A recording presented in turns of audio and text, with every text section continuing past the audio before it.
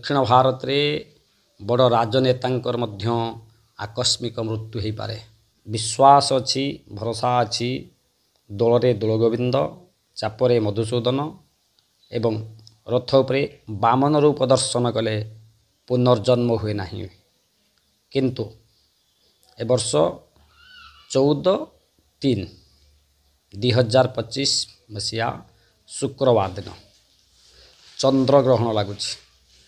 तेणु पूर्णमी रे चंद्र जमिति उज्ज्वल थांती किंतु ए वर्ष दोल पूर्णिमा दिन चंद्रंक देहरे कलंकित लही होउछि। तेणु विशेषकरी आम मान पई किछि क्षति मध्य हो पारे।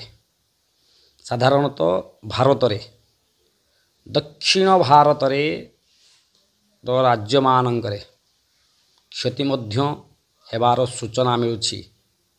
दक्षिण भारत रे बड़ राजनेतांकर मध्य आकस्मिक मृत्यु हो पारे। भूकंप हो पारे, चोरी राहाजानी डकायती मध्य दक्षिण भारत रे हो पारे। तेणु ये जो दोल पूर्णिमा रे सामान्य चंद्रग्रहण लगुच तापाई मध्य आम भारत पाई किछि क्षति सही पारे। तेणु चंद्रंकर उपासना कले मध्य चंद्र शांति होती।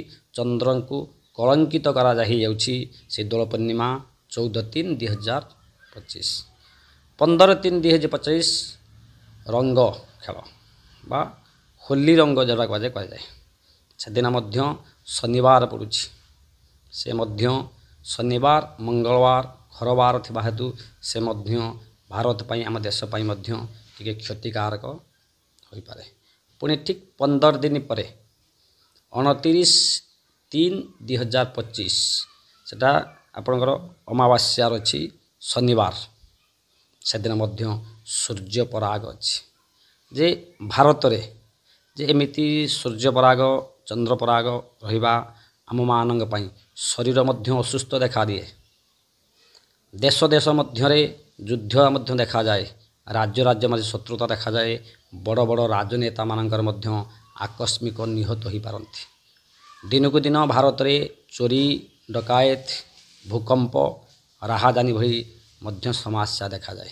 जेउठी चंद्र एवं सूर्य चलंती भगवान थांती तांको देहरे जदि कलंक लगुछि ताहले मध्य ये सबु समस्या देखा जाए।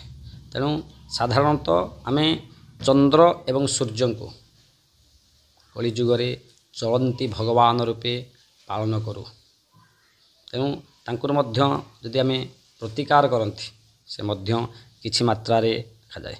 घूर्णिबात्या हब, झड़ हब, राहाजानी मध्य हब एवं आकस्मिक भाव में बड़ बड़ नेतृस्थानीय मानकर मध्य निहत मध्य हो पारे।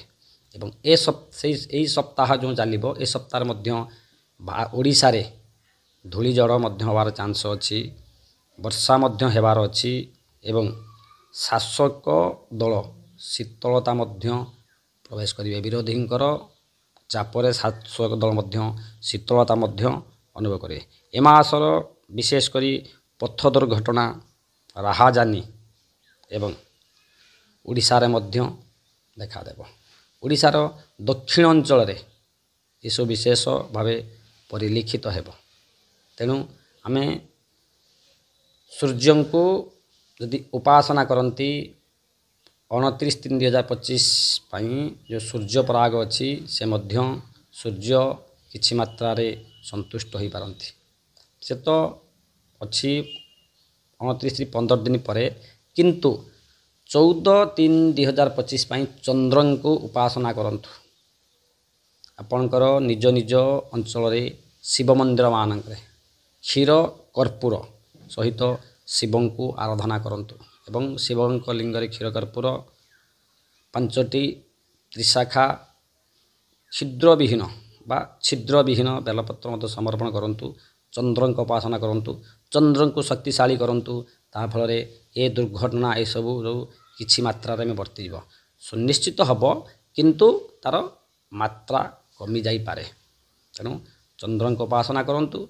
पुणी 14/3/2025 पर रवि को मध्य उपासना करंतु। ठीक रविवार दिन रक्त चंदन घरारे नाली मंदार ଶିବଙ୍କୁ ଉପାସନା କରନ୍ତୁ। ଚନ୍ଦ୍ରଗ୍ରହଣ ରବି ଗ୍ରହଣ ଯାହା ମଧ୍ୟ ହେବ ସେ ମଧ୍ୟ କିଛି ମାତ୍ରାରେ ଉପଶମ ହେବ। ତେଣୁ ଆମେ ଏସବୁ ଚନ୍ଦ୍ରଗ୍ରହଣ ଏବଂ ରବି ପରାଗକୁ ସୂର୍ଯ୍ୟ ପରାଗକୁ ଆମେ ରୋକିବା ପାଇଁ ହେଲେ ଏମାନେ ଉପାସନା କଲେ ମଧ୍ୟ ହୋଇପାରିବ। କିଛି କ୍ଷେତ୍ରରେ ରାଶିମାନଙ୍କର ମଧ୍ୟ ପରିବର୍ତ୍ତନ ଦେଖାଯାଏ। ରାଶିମାନଙ୍କର ପରିବର୍ତ୍ତନ ଦେଖା ପାଇଁ ଗଲେ ଆମେ ନିର୍ଦ୍ଦିଷ୍ଟ କେତେଟା ରାଶିଙ୍କ ନାମ କହିଲେ ମଧ୍ୟ ତାଙ୍କର ଗୁରୁ ଶୁଦ୍ଧି ଏବଂ ଶନିଙ୍କର ଚଳନ ହେତୁ ସେ ମଧ୍ୟ କିଛି ମାତ୍ରାରେ ପରିବର୍ତ୍ତନ ହୋଇପାରେ।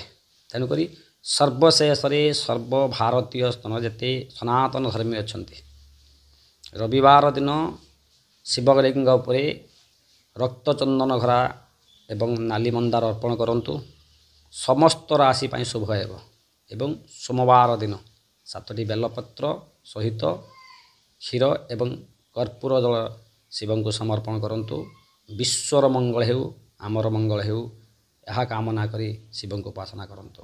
ଜୟ ଜଗନ୍ନାଥ।